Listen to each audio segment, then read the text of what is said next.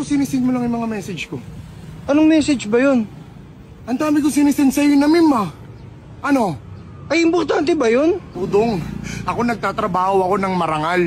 Para sumahod, para makapag-load ako sa Facebook, makapanood ako ng mga nakakatawang video na isisend ko sa inyo. Tapos magsisend ka lang? Hindi ko naman ang laki ng ginagastos ko sa load para sa inyo para hindi lang ako ang masaya. Kayo rin, gusto ko tumawa rin kayo. Wala kang ginagawang masama. Oo.